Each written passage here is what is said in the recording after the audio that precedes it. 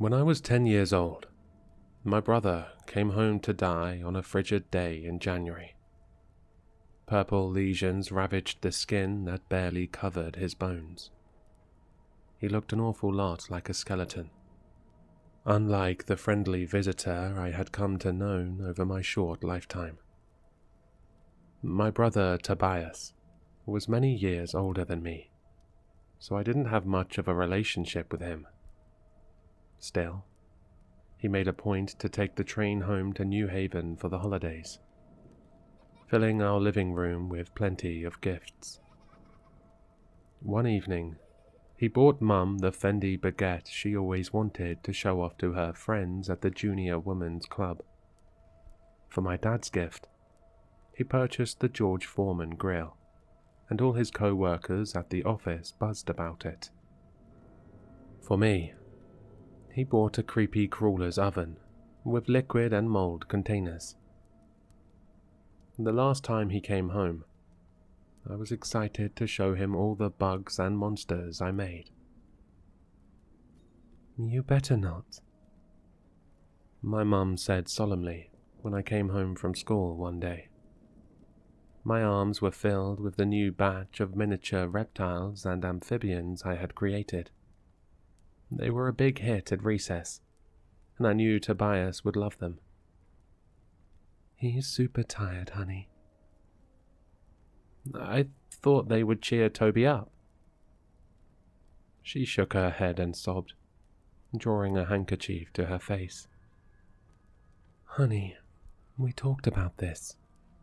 Toby is very sick. He won't be able to hear you now." My mum sobbed loudly as my dad slung an arm around her, directing her down the hallway. "Devon, your grandparents are in the living room. Why don't you join them?" These words caused my mum to weep even louder for some reason, as my dad ushered her away. As they reached the living room, I heard the faint words of the live-in hospice nurse that it wouldn't be long now, and something about hearing the death rattle. When the sobs faded and the conversation died down, I turned the knob to his room as quietly as I could. Standing in the doorway, my heart fluttered. My brother not only looked like a skeleton with his frail exterior and dissolving skin, but like one of the grey aliens I made in my creepy crawler's oven a couple of weeks ago. Unlike the alien, however, he had several tubes attached to him that were hooked up to boxy beeping machines. His body looked so thin that I swear it started to fade into the sheets of his bed. "Toby?" I said hoarsely. I waited a few minutes before I said his name louder. "Toby!" Minutes passed before his purple lips quivered and let out an audible groan that dragged on for several seconds. After the groan ended, 6 booming words escaped his lips. "Look for me on the walls." A longer groan ensued these words, followed by a long beep from the machine. Everything seemed to move in slow motion as the nurse, my parents, and grandparents rushed into the room. I don't remember much except for shuffling feet, screams, and my father whisking me out of the room and closing the door in my face. The adults were in the room for several minutes before my grandmother finally left with her head cast down. She threw her doughy arms around me and said, "I'm so sorry, sweetheart. Your brother's gone to heaven with the angels." As the other adults came out of the room one by one to hug me, apologize, and sob into my small body, I wondered if I should be crying too. I supposed I loved my brother, but I didn't know him very well. To me, he was just that friendly visitor who brought me gifts and read me stories. He popped in and out of my life, like some magical elf that only appeared for holidays and disappeared like Santa up the chimney or Frosty the Snowman on a sunny day. I put my hands over my eyes and pretended to cry with them.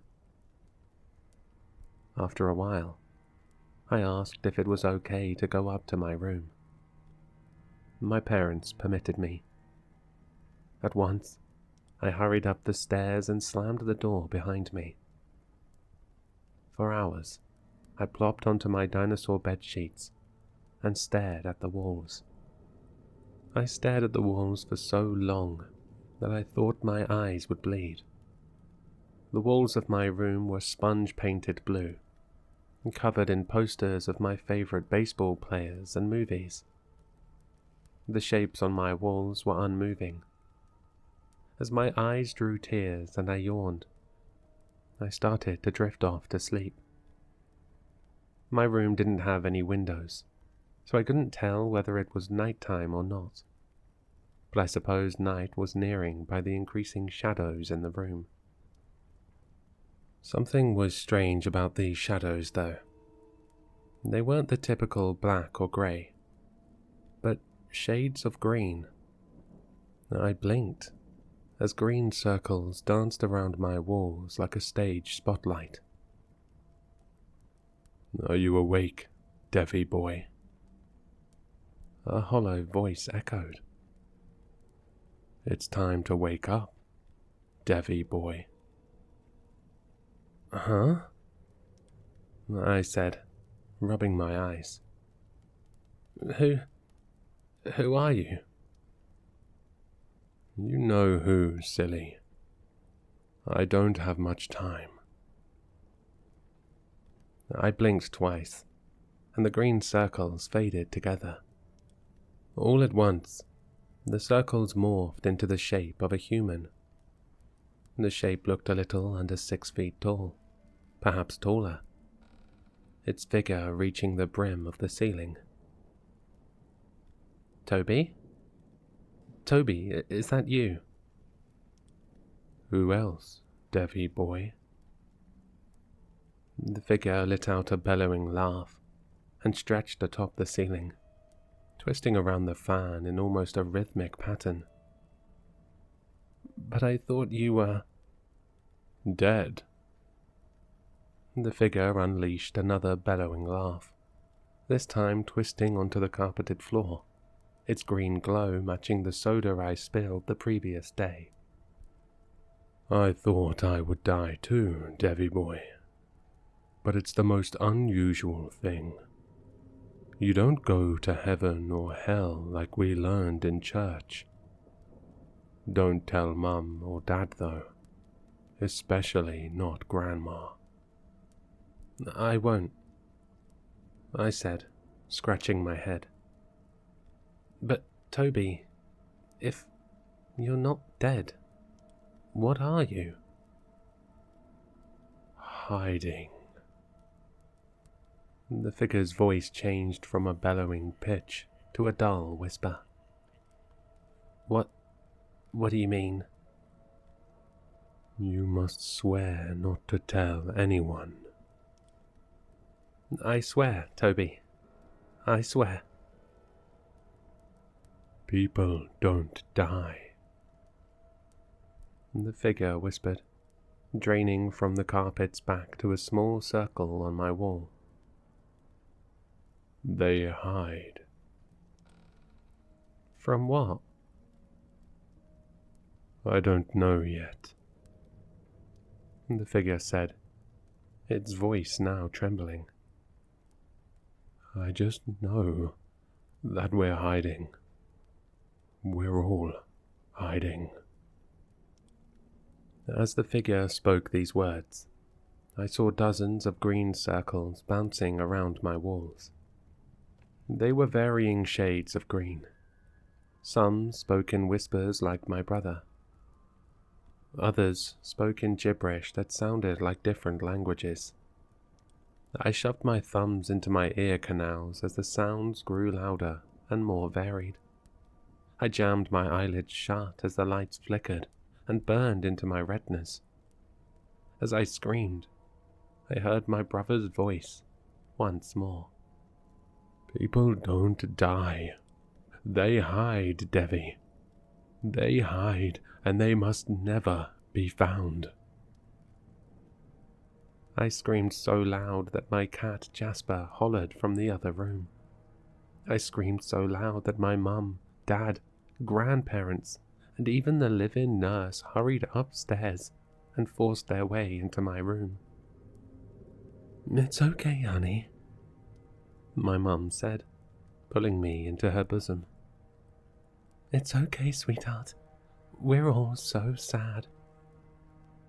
As the others crowded around me, I continued to scream. Though the sounds had disappeared, I still heard my brother's voice loud and clear. "People don't die. They hide."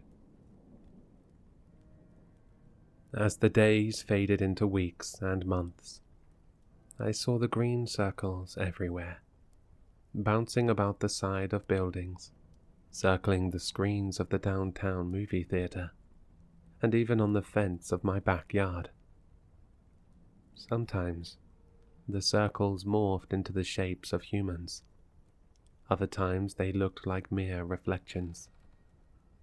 One time, during a sleepover, I swore I even saw the circles morph into the shapes of falling bats on the outsides of my tent. I tried not to scream when I saw them.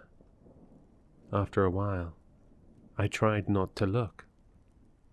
When I didn't look, however, I heard their whispers, which usually amounted to nothing but gibberish. As the months faded into years, I checked myself into therapy.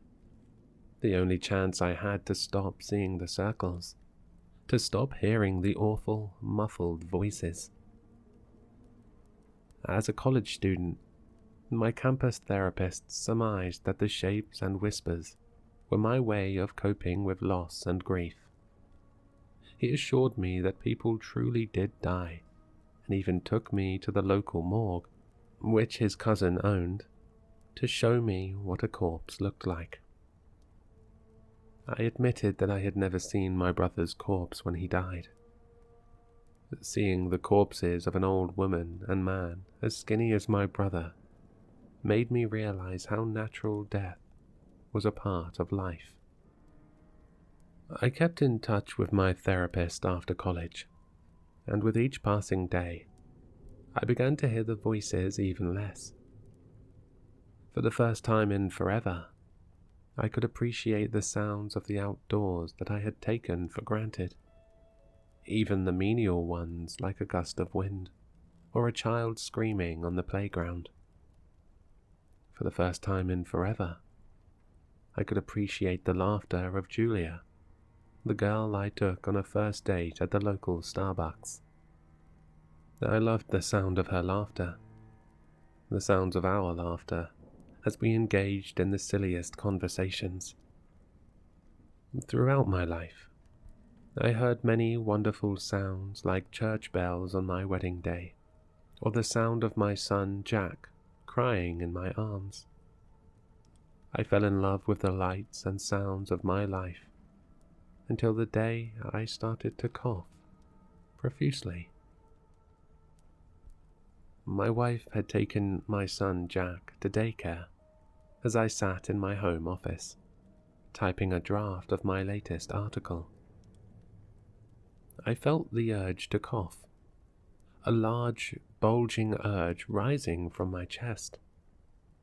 As much as I tried to ignore it, I finally unleashed the cough.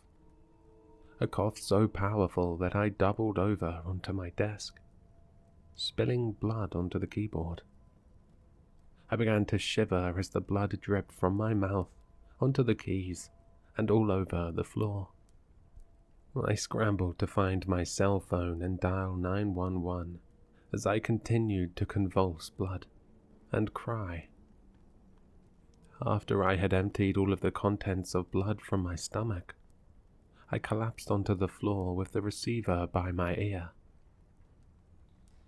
911, what's your emergency? 911. With what little strength I had left, I pushed my body across the floor to the phone. I threw up a lot of blood, I said weakly. I'm so sorry about that, sir, the dispatcher said. Many moments passed before she spoke again. Hello? Are you there? Sir, the dispatcher said, her voice suddenly a lot lower and more muffled. You better start thinking about a good place to hide. As the voice began to cackle, a swarm of green circles danced around my body.